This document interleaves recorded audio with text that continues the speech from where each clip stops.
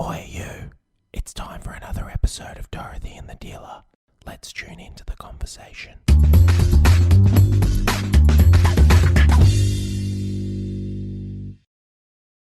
Go on. Have you got a song? Or you want to say hello, or do you want to just sit there and go, Yeah. Yep.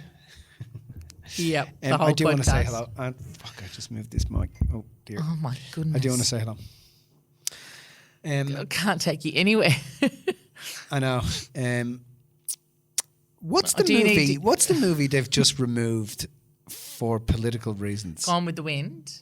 What was that song in Gone with the Wind? I don't know. You do. I don't. Yeah, you do. Yeah. I watched Gone with the Wind once, like Is that maybe the one- 20 is- years is ago, Gone- 21, is- 25 What years is ago. Gone with the Wind about? Old movie. With, About? well, they removed it because of the slaves, because I think they had slaves or something in there, yeah. Right. Okay. Yeah. What was the? You don't remember what it was about? Yeah, it was a romance, with Clark Gable and it wasn't the Civil War, was yeah. about the But Civil was War. it Clark Gable in there? Yeah. So Anyway, you would never have watched it. I don't even know why you're asking the question. No. I was just like, I was just thinking about a completely different. Sorry, You're an I idiot. was thinking about a completely different movie. What's the one with all the kids in it, and they're in Germany, and there's the family? Oh, Sound of Music. Yeah, that's what Yeah, I was, yeah. Oh, yeah. What's the song from The Sound of Music? There's like a lot of songs from the Sound of What's Music. the one that they have the kids singing? Remember? Doe, a deer, Yeah. a female deer. Yeah. Are you trying to just get No. me to sing the song on. so you don't have to sing the song? No. There's lots of songs. What's in the there. other one that's in it? What are you talking I'm just about? What asking is- you. Can you tell me? There's lots of songs. Yeah. There's the You can do it. Edelweiss. Edelweiss, yeah, that one. Yeah. Okay. I'm not going to sing No, you just for the did. sake. I know, Saves but me having to do that it was at the just beginning. stupid. Like sometimes, Mitch, honestly, I've just asked you. sometimes you are an absolute. No, but isn't it amazing you're how an I can idiot. literally get you to do anything? No, just by you're an asking you. idiot. I'm the master delegator, and I can get you to do anything. Well, I just you're got a master you to sing. something. I just got you to sing two songs there. I didn't sing them got you to properly. sing two I am times. going to to Heal the World now, No, just for don't do you. that. Yep, Don't I'm do that, going to because do I will it. literally end this podcast and Heal I'll the walk out of that fucking room. Oh my world, god! make it a better place for you and for me and the entire human race. There you go. Great. I've mightily pissed him off now, Yeah. and he's literally not going I'm to talk to literally me. depressed. If you wanted me to sing, just ask me to sing. Otherwise, did you see you're there's just another being an idiot. documentary out about Michael Jackson now? Did you watch it? No, you tell me about it. I'm not going to. Just tell me about it anyway. Tell me why, because you went and pulled out your Michael Jackson records before watching this documentary. No, you after- put them away. No, I didn't. You put them I away. did it. I just You- didn't pick you- them up you- again. you- I just didn't and put you them didn't. away. And you didn't watch or listen to Yes. any more Michael Jackson because you were convinced No, that he was a criminal. No, Mitch, don't put words in my mouth. I wasn't. I never was. Oh right. Right. But I don't think this is the topic for today. I'm not getting sucked into you. No. Just saying I Just can tell get me what you the to do documentary was anything. about. Just tell me It was just about Michael Jackson. What about him? No, I'm not doing it anymore. What do you want to talk about today? I don't know. Let's talk about. I honestly, I have the patience of a saint to work with you day in, day out. Yeah. I'm just going to breathe. Okay, carry on. Okay. So, can we talk about literally what's happening financially? You know, I mean, it's some of the subsidies that are going on. What's happening in Australia with yawn. I don't know. Listen. tell me, Listen, no. You can go fuck yourself. I'm not going to talk about that now. No, go on. No, because it isn't important for our listeners. It's an important topic, but listeners, Amelia hasn't, her brain doesn't stretch that far, unfortunately. Oh, come on. Okay, talk to everybody. Talk to me about Let's talk about what you want to talk about. What do you want to talk about? Mitch, I'm not going to spend the next half an hour of this podcast going, what are you going to talk about? What are you going to talk about? Okay, so tell me about why you want to talk about that. Well, because I think people need to understand and not get. I think the handing out of money and subsidies to people is. The issue it's just to isn't. placate the masses, and Mitch, people you keep saying placate. It's placate. placate. Sorry, I meant to tell you after you said it earlier today, and I've Sorry, heard right. it for the 10th time. Sorry. But placate is a word. Oh my God. I'm just saying. Anyway, so Placate the masses. You're correct. That's sorry. Listeners, I'm very sorry. Anyway, but I think it's I think it's really important for people. So can I ask? Okay, Not let me to insert. get too frenzied by the fact that is happening, and that they need to be using that money wisely, and they need to understand that the shitstorm is coming. You know, So you don't. Humpty Dumpty's falling off the motherfucking wall, and they're not putting him back together again. And people better be aware of that. You know, because I think that when you give a child money and they run off and spend it because they've no longer term view of what they should be doing with it. You know, it's stimulus response. They act primitively and they just fucking want to buy lollies and they want to buy things. I think that's not the best thing to be doing with society. So your issue is not about the grants. It's more about what people are thinking in terms of the fact that they've been given money or they've got access to money, and you're worried that people are just going to take it on board as an opportunity just to splash out. And then not realise that we've got months of this still ahead of us. Oh, we have until I forecast until the middle of 22 before this will start to turn around a bit. Yeah. So you're worried that people are going to take this on board and then just go and spend. And it's not about not using the opportunities, so not taking opportunities. You don't have a problem with people taking opportunities, right? Yeah. That the government's giving grants, and therefore if you are in a position where you can take advantage of that, and you can use that to your advantage without putting yourself... That's stimulating the economy. Yeah. You know, that is a proper stimulation of the economy, because people go out, and we've watched the property market now. I think I spoke to Matt today. We had 20 properties of our own properties on the market. And in 3 weeks, we've got 10. In 2 weeks, we've sold 10 properties. In the next month, we will have sold another 10, and we've run out of property to sell. But that is a stimulation of the market, because industries get stimulated, building industry gets stimulated, banking gets stimulated. But so the issue is then what? People not spending more than they can actually afford? Is that the issue then? People, yes. Yeah. And for you is what I mean. What your concern is. People putting their money into non-appreciating assets. Yeah. And also people not putting that aside, because they have this false sense of security that because the borders are opening and everything's opening up again, that everything's become calmer again and everything's going to be all right and we're going to get back to normal and everything's going to be... There's no fucking back to normal. Yeah. And we don't know what's ahead of us. It is a dark room and everybody's feeling around for a light switch. We don't know with what's happening with America and the economy there, how that affects us, with what's happening with China and some of the tariffs, how that's going to affect us. We have to be aware that the silly thing to do is to grab that money and run out and put it into another, like buying furniture and cars and stupid shit. We should not be doing that sort of stuff. Like 100%, we should now be knuckling down, getting fastidious with how we organise our money. And be really, really, really thinking about our future and getting through this next 18 months, like unquestionable. And I mean, my message to my clients and the people I work with personally is, just steady as she goes, steady as she grows. Don't be outwardly influenced, because when people get money, they become spendthrift. When money is tight, they save and they stop spending. So you have to keep an equal balance of that. That whether you were getting an injection of cash or not, you need to stay focused and poised in times on your system. Yeah. Do you know what I mean? And you 100%. don't bastardize your system based on what's happening with an influx of cash. Stop and be poised. Take advantage of these opportunities, like 100%. Take advantage of these financial opportunities, unquestionable. If they're giving you a subsidy, as long as it's not going to make you pay more in terms of your rent, if they're giving you a subsidy and you can buy a property, whether it's with us or anybody else, you need to be buying a property. Yeah, I know one of the girls I work closely with is not a client, somebody outside of MJB circles.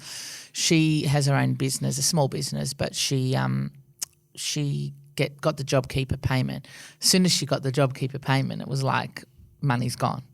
Do you know what I mean? It's like it comes in and it goes out. Instead of being Because having that an becomes your having an understanding of utilising and maximising what you're getting. Do you know what I mean? I know other people who've taken money out of their super because they got an opportunity to take money out of their super. But if you take money out of your super and you put it into something depreciating, it's the worst move you could I had one of the young kids the other day ring me, a personal client, and she said to me, look, I want to take $9,000 out so I can go and get a car.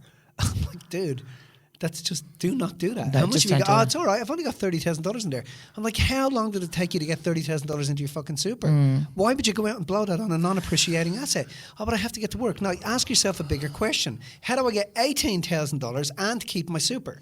So the question is then, it's all about having that long-term vision, right? It's all about understanding what it is. Because when you're clear and you're poised within yourself about what your vision is and what your outcome is, you will have like the masters have, or the people who can master their finances have a balance of build, maintain, and disperse inside of themselves, right? They know that there's a constant cycle of getting money in and money going out, getting money in, money going out, and they're able to maintain that.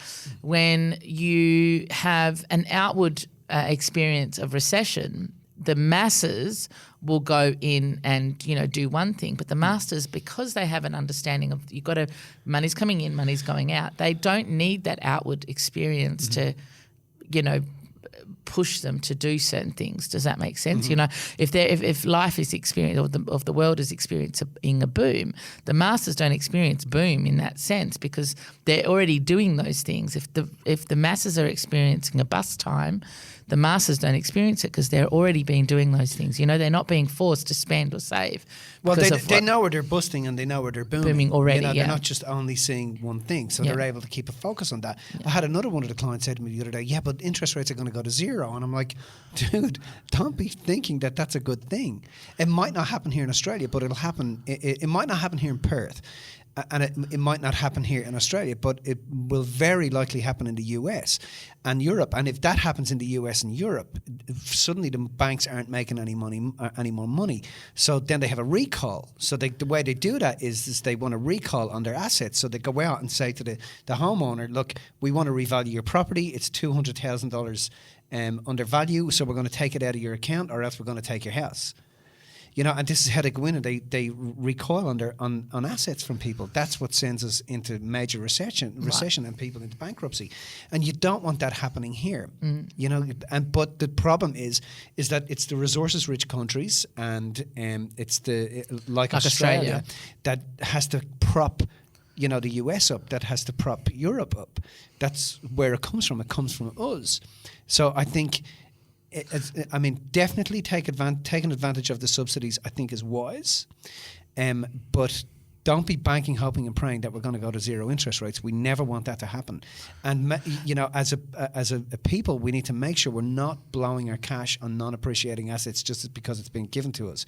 You got to act like a squirrel. You got to keep that stuff as a nest egg. Money flows to where it's appreciated most and flees from where it's appreciated least, right? So you got to watch your money appreciate. But you got to explain what that means. Yeah, appreciate means growing, right? Yes, but it also means that when you look at your money, you feel appreciative. Mm-hmm. Do you know what I mean? Because if you when in the future, because it's coming, in the future when when the real pain hits Australia, you want to be appreciative that you didn't spend that money. You want to be appreciative that if you weren't going to account for it and you got money, put it into your savings. So that you have that there, you have that nest egg there, and then you're able to make money with your money. So if they were talking about a forecast of a property drop by 30% in Australia, right? Now, Commonwealth Bank put that information out, which again is normally bollocks because that's Australia, but you might have a suburb that's having a boom. Another suburb that's having a bust.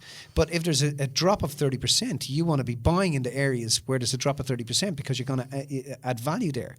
Do you know what I mean? So you want to be taking advantage of that stuff. So you can't, a lot of the statistics that are put out, you can't really believe them. The only thing that you can believe and the only thing that you can't fuck up is saving. Is putting money aside, is saving. And then if you're able to take advantage of those situations because you've got savings there, well, then that's what you want to be doing. Yeah, well, you know, that's you our- want to buy assets that are going to appreciate and take advantage of that moment. But I just think it's scary for the masses when they just start handing out money like that. Everybody thinks, oh, you know, fucking make hay while the sun shines. We were probably about right at the very beginning of just after everything had got locked down, or just before? No, just after, because we'd just come back from India. Right. We were walking along down. We'd gone. You were at my place, and we were walking along Burswood. Yeah, and we were near Optus Stadium there, and we were sitting there just having a conversation and doing some work. Nobody around. No one around. Like just No it was like a ghost dead. And then this guy came He literally along, jumped out of a fucking just head. out of nowhere, and he asked if Optus was open or something. Mate, is the Optus Stadium open? And I'm like, no, dude, nothing's open. Nothing's open. It's locked down because of COVID. And he's like, oh, they've given us all this dough and we've got nowhere to spend it. Yeah. And he's waiting to spend money because he it's hadn't. like, yeah. It was like the Because first they give thing. them all this dough money. As soon as the money comes in, it was like I want to be able to get it out again, right? But And this is the you thing. know that what the economists were saying was that one of the biggest problems is that just before the COVID thing was that all of the money was being withheld by the people. People weren't spending. And that they were like, fucking, we're really worried because we can't get people to spend. So 2008 had stifled and frightened people enough that they weren't going out and spending money. And then, hey presto, suddenly this COVID thing happens. Then they give them money to spend. So now the masses are being wired to go out and spend money. But who pays for all of that? All that money that's going out, who pays for it? I mean, we're all paying for it, right? Yeah. Well, So I it's mean, like- we're going to have to pay for it. So it's most likely, I mean, I'm predicting it, but it's most likely you're going to see an increase in GST. It's most likely it's going to happen. 5%.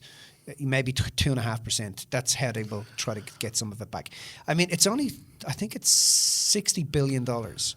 But I think there was some mistake. There was like 60 billion, then they said it was 120 billion.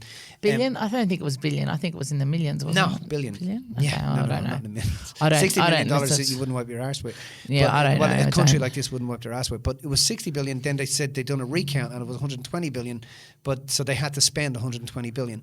But that's a stimulus that they're dropping into the economy in whatever way they possibly can to get shiz happening, you know. But we have to be very aware. So what's your message then? What do you want to? Well, you got to think like a squirrel. If you're getting that money in, save it, save it, save it, save it, save it. Don't, if you're thinking about spending that money on a non-appreciating asset, ask yourself a bigger question. How can I come up with that money and maybe even double the amount of money? How can I come up with double the amount of money? You know, the most stimulating question you can ask the frontal lobe of the brain is how can I? Because it lights up like a fucking Christmas tree. And with the same amount of energy that's going to go in to trying to repay money or get more savings is exactly the same amount of energy that you can put into being more creative, thinking outside the square, driving yourself more so that you can get what you want. Just ask yourself the bigger question. You know, don't be suckered by a stimulus to your business. Well, even all of our clients, like we've had so much feedback over the last couple of months from our clients who've done just that, who instead of who put the principles and the system in place and just went, you know what, if we didn't have this in place, we don't know where we'd be, right? And because they've got proof of that in their own experience, they knew what to do when this was happening. Yeah. Do you know what I mean? So it's testament to people who actually have that long-term vision that actually put their focus into growing their wealth and not just taking on board what they're being pushed to do. Do you know what I mean? I think that's one of the big lessons in this time I think as well. also it's important. You know, people said to me, "Well, should I touch my super and that sort of stuff?" I mean, it's We're not not my job. financial We're not advisors financial at the end of the advisors, day. we're It's not our financial planners. job You to have to do get that. proper advice about that stuff. But my recommendation is always ask yourself a bigger question. If you're wanting to buy something, find another way. But just there's no risk in saving. Just keep saving, keep saving, keep saving, especially through this time. You know, and get yourself to a point where you can perhaps go to an advisor, buy assets that are going to be appreciating so that you can take advantage of any of the drops that occur, you know. After World War I, there was there were hundreds of thousands, there were millions, tens of millions, hundreds of millions, and billions of dollars made by people who were opportunistic and able to take advantage of the situation. Same after World War II, same after the Great Depression, same after 1987, same after 1965. All of those, there's always great opportunities that occur when the shit hits the fan, and you got to be prepared for that sort of stuff. Do you know what I mean? To be able to leap in and take advantage in that way. I think that's just fucking smart, So be smart about what you're doing, people. Don't get emotional. Don't start, buying non-appreciating assets. Understand. That's my message with anything that we teach around money. Use a system instead of the emotion. Let the system run your finances, not the emotion. Not the emotion. And I'm not talking about the system, like the government system or any of that. I'm talking about your own system, about knowing what's what, knowing what goes where, and taking the emotion out of it. Because if you can take the emotion out of it and you don't spend because you want to try and make yourself feel better, or you don't spend because you're trying to fill some sort of gap inside of yourself, then you are way ahead of anybody who's just spending for the sake of spending. Because you're right. You want to feel better? I'll give you some money. Yeah. You want to feel optimistic about the future? I'll give you some money. You want to be able to make it through this? I'm going to give you some money. You got to be aware that stuff that's not a fix. No fucking way. No way. No Can't way. have the pleasure of that without having the pain of it, right? 100%. And we're going to feel the pain of it. But you want to be in a financial position in terms of your assets to be able to handle that pain and go, yep, that's okay. I knew that pain was coming. I'm not afraid of that. I'm okay with that. Yes. Okay. Good night. Good night. If you found this information inspiring, make sure you subscribe and tune in to the next Dorothy and the Dealer podcast.